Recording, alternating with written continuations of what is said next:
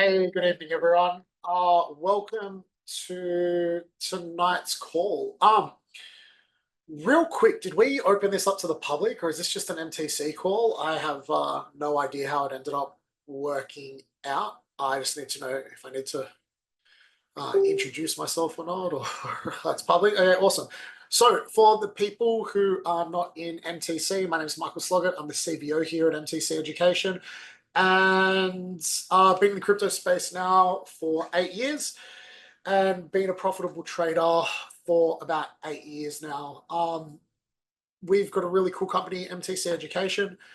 MTC Education will be 3 years old in January, which is absolutely crazy. And in my 8 years that I've been here, I've been responsible for helping train well over 40,000 people. And I really love crypto. I really, really love crypto.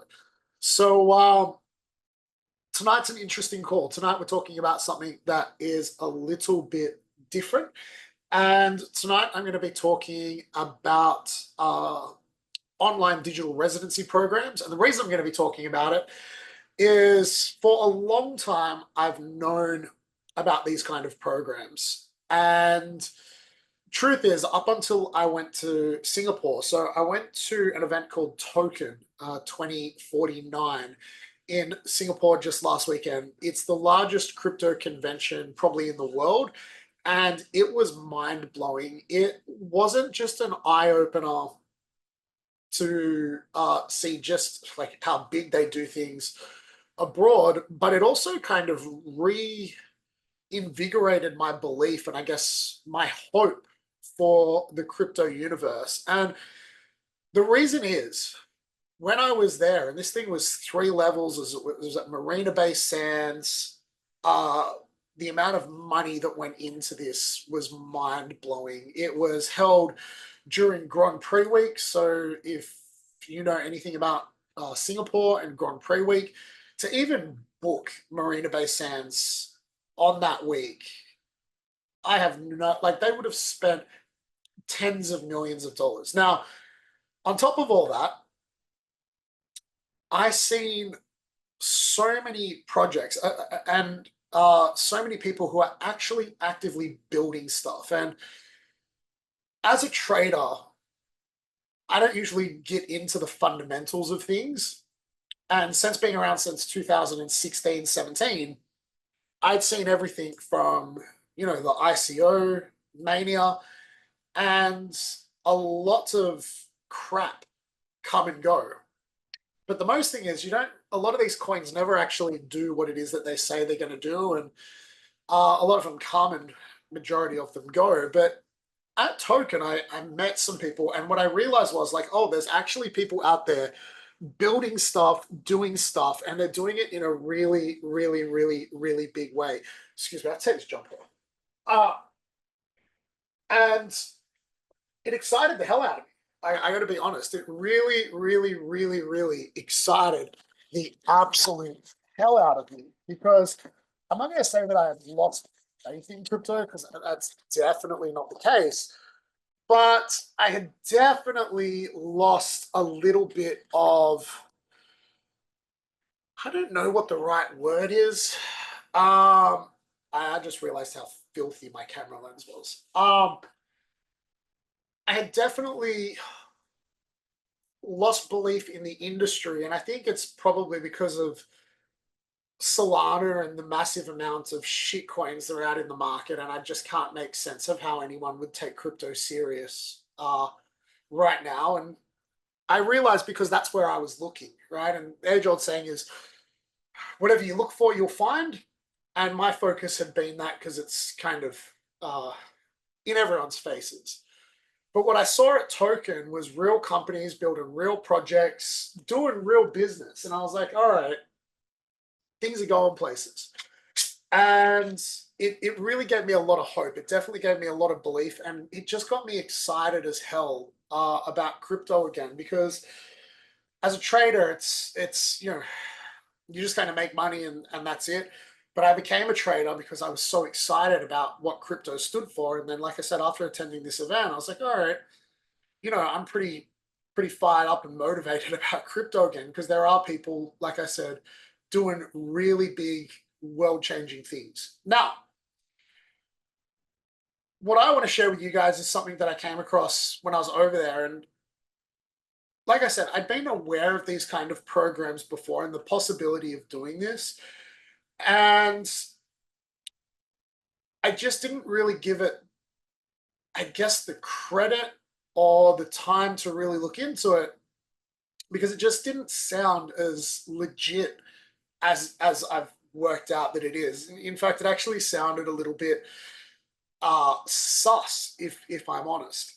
Now, I am big on structures, company structures, very big on international banking and making sure that you are setting yourself out to be able to do business in the best way humanly possible. If anyone talks to me in private, I'm always more than happy to share about, the benefits of doing things in, Dubai, Hong Kong, even over in Belize. But for the majority of people, having massive structures like that, so you can fee it on and fee it off, and make sure that you've got access to things like leverage trading, so you've got identification in other countries. For most people, it's really out of reach. And it's also really like it's just not necessary. But when I found these programs, I was like, all right, these are actually really easy, really simple. It kind of gives people the ability. So what I want to talk about tonight is very, very simple. It's all about setting yourself up with an online digital residency and acquiring legal digital ID from another country. Now, a lot of you say, well, Michael, why would I want that? And if you're an Australian, and I have to say this very clear as day, Australians, nah, there's like we really dislike the idea of paying tax, but I'm just telling you, it's part of living in one of the best countries in the world. You have to pay tax. I'm not here to tell you how to get out of paying tax. That's definitely not what tonight's about.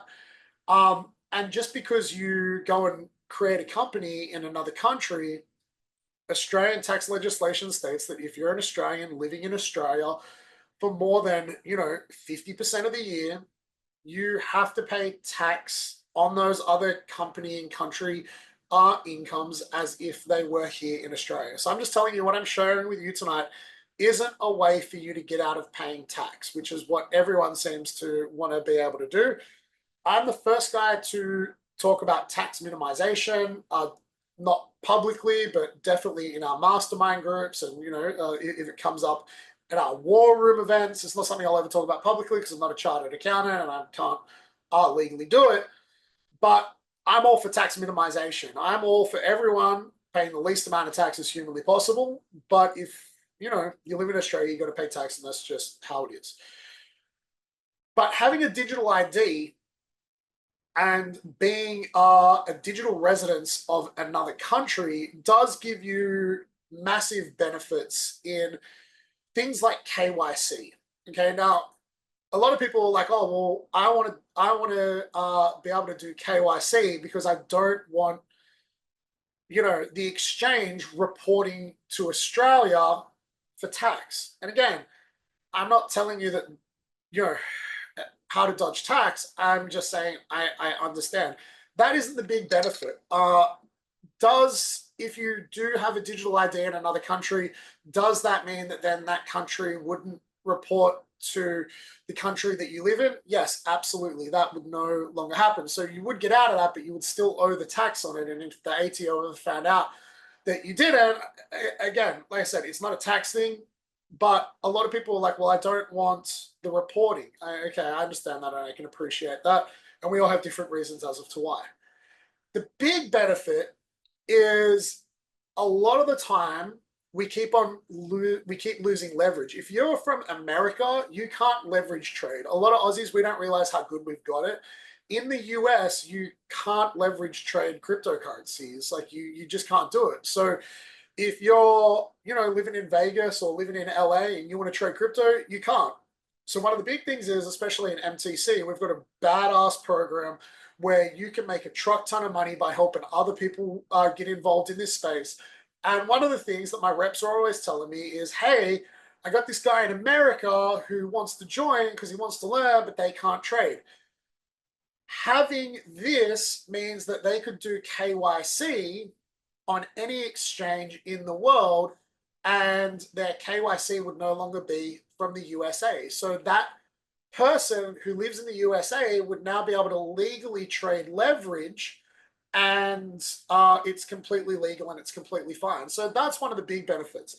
The other big benefit is if you are kind of like someone who travels around, you're a bit of a digital nomad, which is, the big thing now, and you want to launch a business. Again, launching a business in Australia, lots of regulation, lots of red tape, especially for online, digital business and all of that, a lot of fees. If you are have a digital residency, an e-residency, you can normally register a company with that international e-residency in that country. So you could open the two that I'm going to go through tonight is Estonia, and I'm also going to talk about Palau.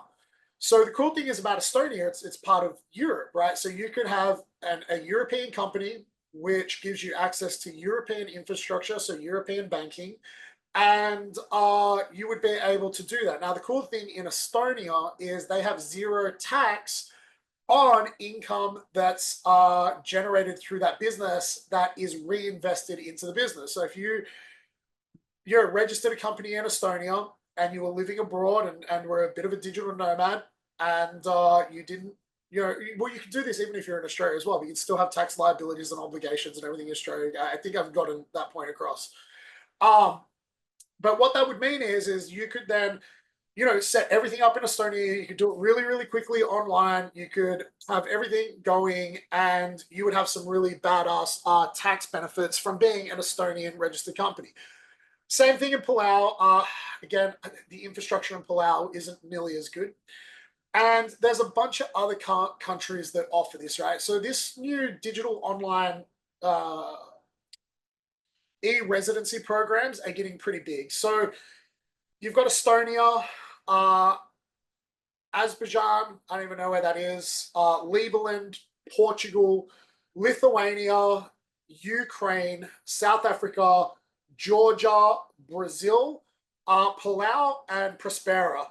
Each country is very, very different in the way that they do it, and depending on the country will also determine the things that you would get access to. So let's say a really good one is, with Estonia, you get access to a European infrastructure.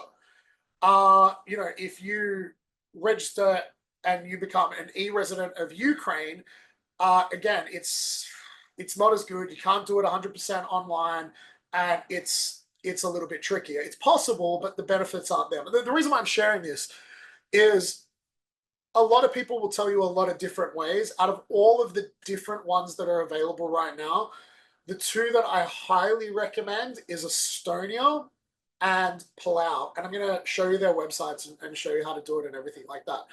Now, the reason why I like Estonia and Palau, very, very simple. Estonia is very, very cheap. To become a resident of Estonia, it's about 100 to 130 euros. And in the ease of doing business index, they actually come 18th. You get dedicated e-residency infrastructure, so you get a mailing address, you get an ID card, you become a digital resident of Estonia. The big thing is this doesn't mean that you're then can legally get a passport of Estonia. The two aren't the same. However, it does automatically get you an extra 180 days a year in Estonia. So if you want to go to Estonia, it immediately gives you, if you say we're traveling through Europe and on the normal visa you had X amount of days, because you then have this digital ID, in Estonia you get an extra 180 days, the same as in Palau actually, which is really cool. And you get access to all the European infrastructure, okay? So Estonia is really cheap, costs you about 100, 130 euros per year. And Palau is 248 USD per year. You can pay for 5 years. I think it's about $1,000.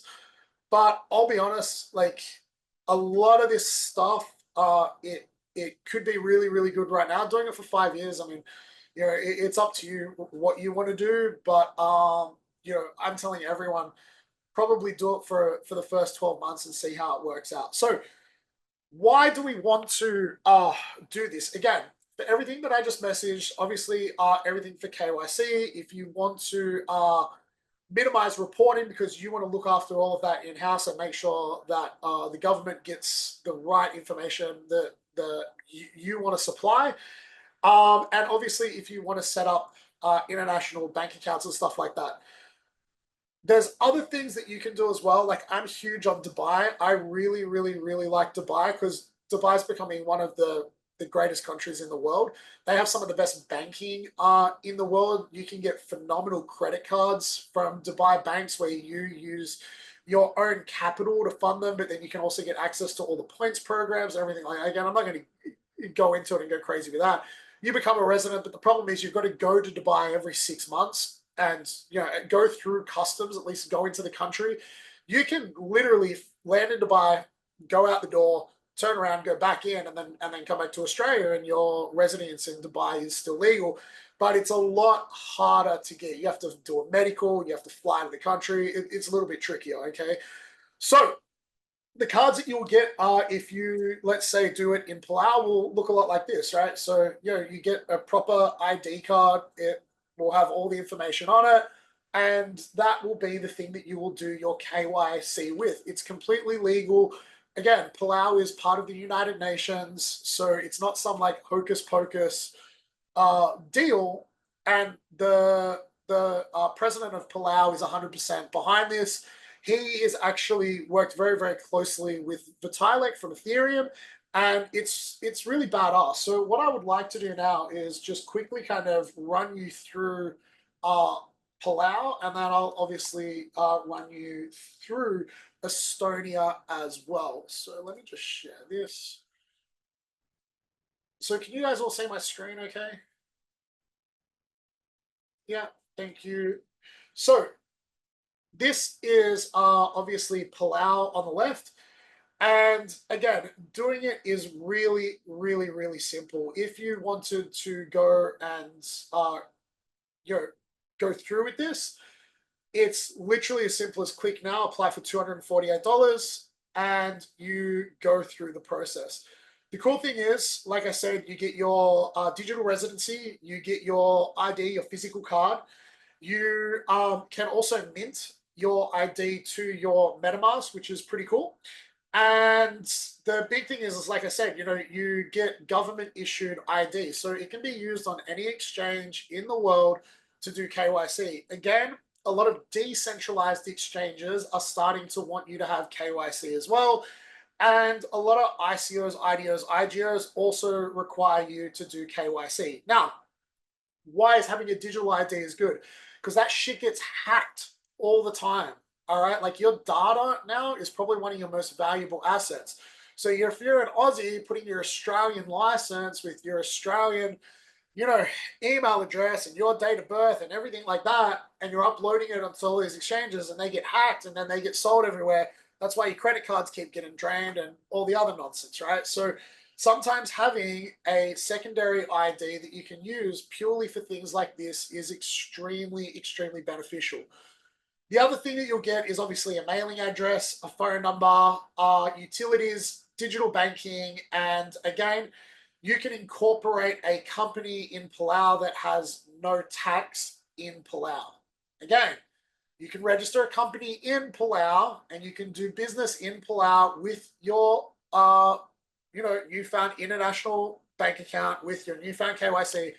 But again, just in case someone in the back didn't hear it, if you're an Australian living in Australia, you still have tax liabilities within Australia if you're a resident of Australia for taxation reasons. Just going to keep fucking saying that over and over again, because I don't want someone to say, Michael told me how to not pay tax and it cost me $250 a year. That's not what I'm saying. So it's really, really simple. The website's super badass. So you can literally pay with crypto as well. So if you just said here for a year, you want to trial it, you go through, you can either subscribe with your credit card or you can pay with crypto, and it happens really quickly. You get your ID in about 2 to 3 weeks in the mail, and it's literally done. Now, again, Palau is really, really good. I actually think Estonia is much better. One for banking. Like I said, it's Estonia is in Europe. It's I'm not going to say it's more legit because Palau's legit, but Estonia, you just got access to, I guess, better things. And also, if you're a resident of Estonia, um, especially for KYCs, I don't know if they're going to start shutting this down or not allowing it. But Estonia is a much more well-known country and will get you access to a lot better infrastructure through having an Estonian one. It does take a little bit longer though. Okay, so with Palau, you'll get your ID in about 3 weeks. With Estonia, it can take 3 to 8 weeks. To start a company in Estonia, it takes 1 to 2 days, and taxation within Estonia is pretty badass as well. So if you own a company in Estonia, there is no tax in Estonia if you reinvest that money back into the company. And again, I'm not telling you how to skin a cat, but if you reinvested that money and then paid salaries, anyway, I'm fucking not going to get into this. But my whole point is, I think you know. So there's 2 ways to do it, Palau and Estonia. Both of those I like. Estonia is my preferred one. It's about on par. The euro is like 2 to 1, I think, at the moment. So it's about 100, 130 bucks. The nuts and bolts of it's going to cost you about $350 Aussie per year to do either or. There's no requirement to have both, and all of the benefits I think I've kind of covered. Okay, so again, when I was at Token in Singapore, I did find a lot of really, really cool stuff. I also found some really badass platforms. I met some really cool guys. For all the DeFi guys, I know that we've all been going pretty hard on Solana. But one of the things that I found over there was a platform called Beefy. Now, the reason why I liked Beefy was it seems to be offering a lot of stuff that we're not really talking about in MTC. Again, I'm not going to sit here and pretend to be a DeFi wizard because I'm not.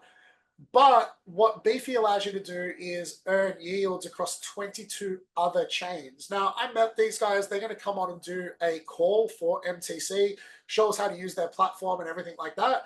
But from everything that I was looking at and everything these guys said, there was some pretty cool badass stuff here. You know, it looks, you know, quite clean. It's quite easy to use. When you launch the app, it's you know, pretty straightforward.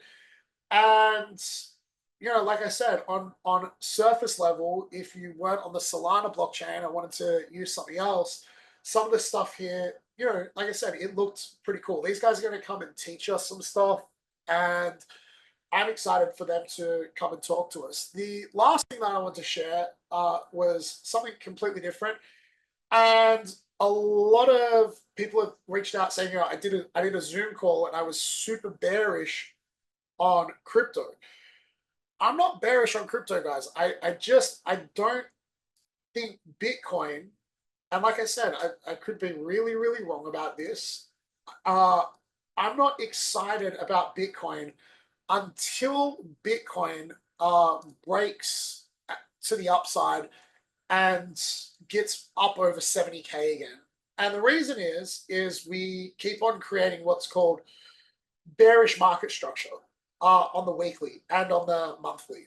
And I wanted to show you guys some data super quick because I don't want this to be a really, really long call. But I think we're done with it. Here we are. So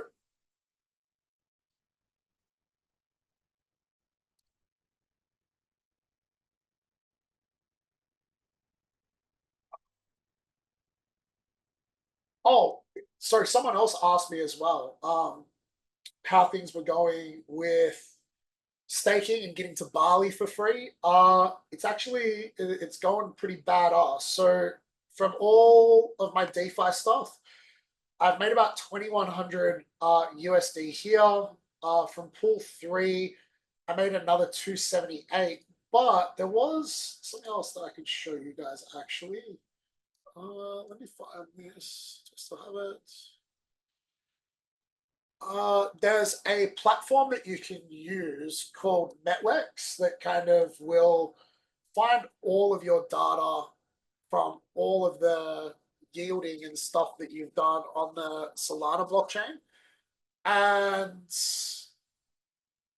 when I actually added it all up, the nuts and bolts of it was on Solana USDC, I've made 928 USD. So, when I put that 928 with the 278 and the 3, I think I did the maths.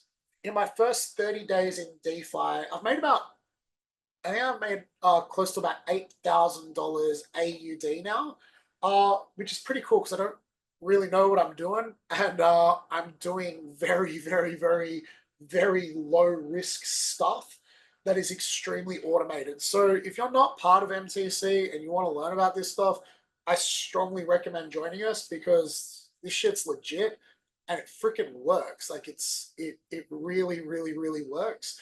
And yeah, sorry, that popped up when I opened that.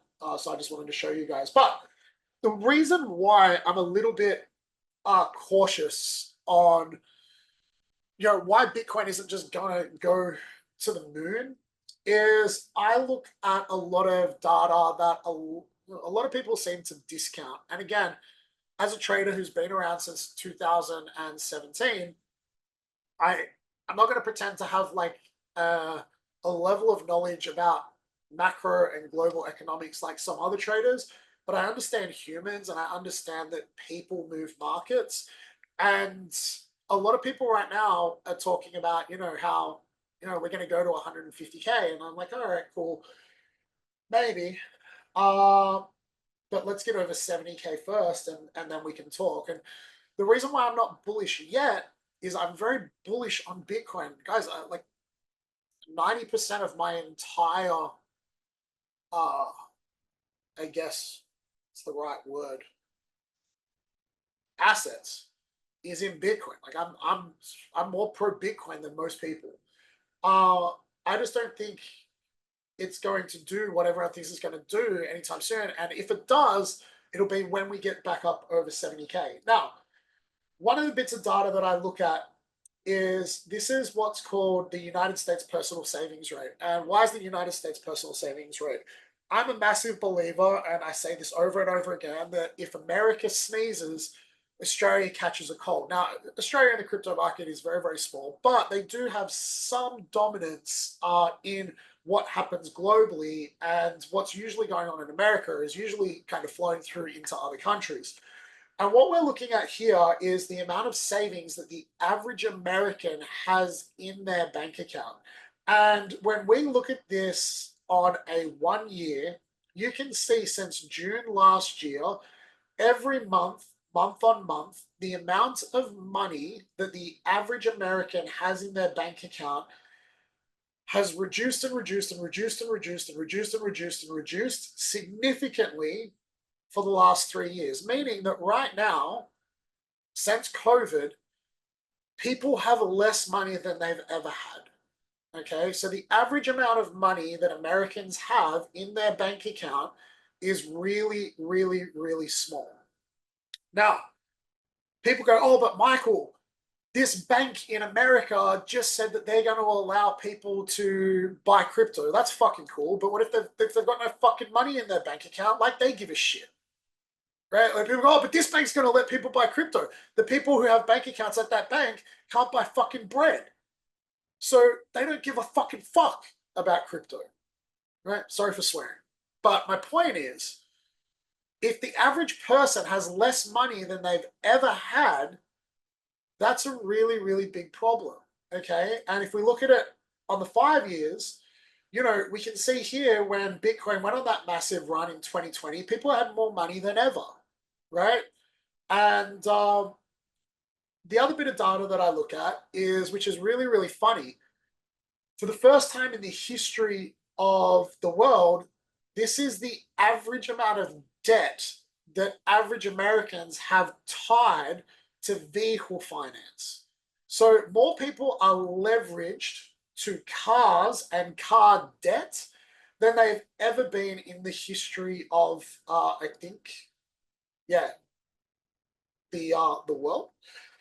And the reason why that's scary is someone's vehicle is usually, if they don't have a mortgage, their vehicle is usually their next massive expense. So people have more vehicle debt now than they've ever had. And the last thing that really concerns me is we're seeing average spending taking a nosedive. But what we're seeing here is credit card debt at a record all-time high. So people have got less savings than they've ever had, and they've got more credit card debt than they've ever had, but they don't have the ability to pay off the credit card debt, right? So my whole point is, and when I look at this, I go, okay, so over the last 10 years, since 2015 to now, people have got more credit card debt than they've ever had.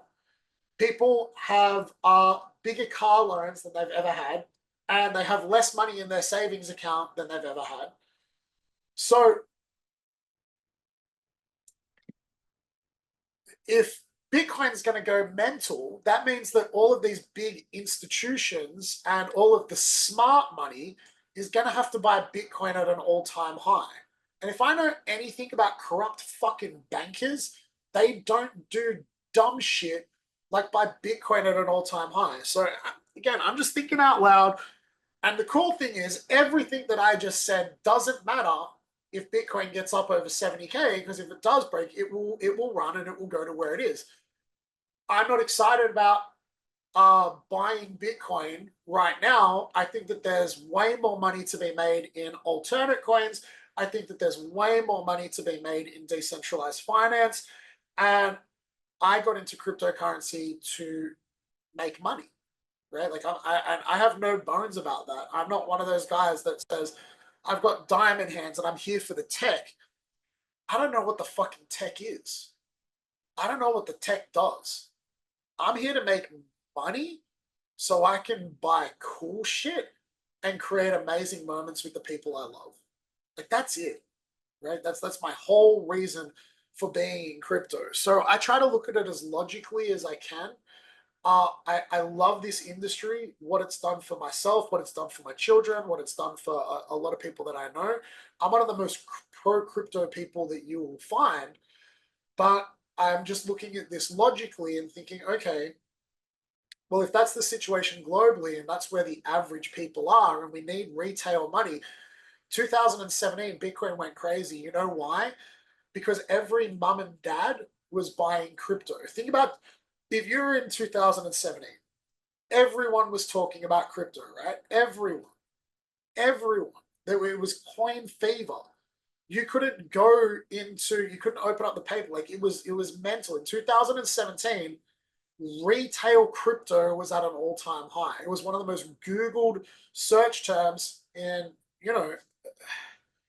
now Bitcoin is almost at an all-time high. And again, you can track Google searches. No one's looking at it. No one is searching Bitcoin. No one is Googling cryptocurrency. If you go and look at YouTube, one of the other things that I look at is YouTube views. YouTube channels that used to get 100, 150,000 views on a video. Some of these guys have, hundreds of thousands of subscribers.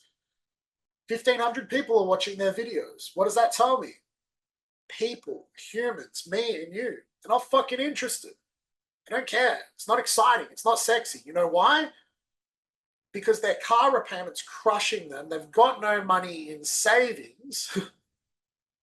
And they're freaking out about how to pay off their credit card. And they haven't made the correlation that maybe crypto could help them. If you learn how to trade and do DeFi, that could probably be the solution. But, again, I think people aren't thinking the way that they should. So let's put a dress on all of this and wrap it all up. I really think that if you are going to trade leverage, and if you have exchanges that you really like, this is a cool way to do it. If you want to set up a company and don't want it structured and set up in Australia, for a magnitude of reasons, this could be a really cool, easy way to create an offshore company very quickly and easily with your new digital ID as an electronic resident of that country.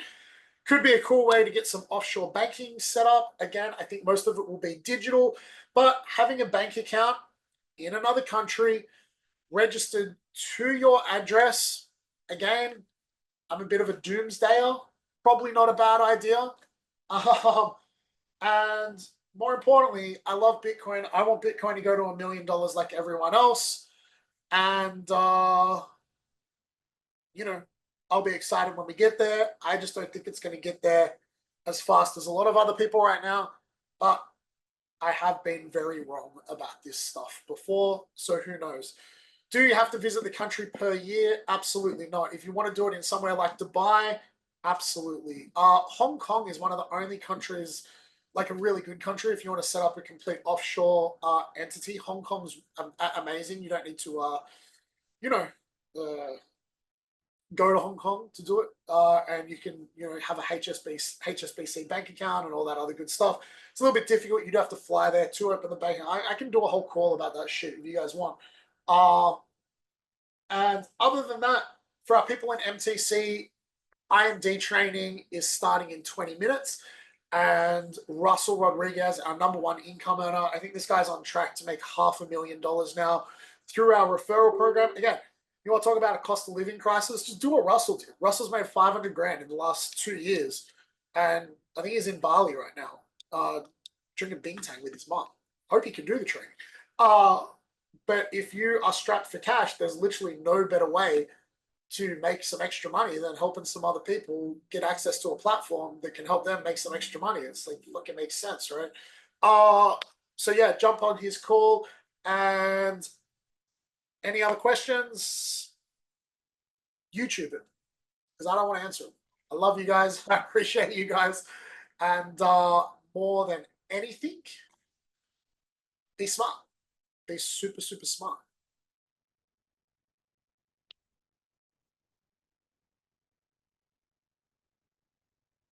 Have a good night, guys.